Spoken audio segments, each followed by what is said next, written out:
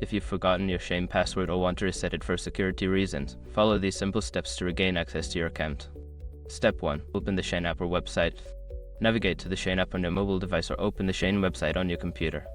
Step 2. Go to the login page. Click on the login button, usually located at the top right corner of the home page. This will take you to the login screen. Step 3. Select Forgot Password. On the login screen, look for the Forgot Password link and click on it. This will direct you to the password recovery page. Step 4. Enter your email address. Input the email address associated with your SHEIN account in the provided field. Make sure it is the correct email to receive the reset link. Step 5. Check your email and follow instructions. Check your email inbox for password reset email from SHEIN.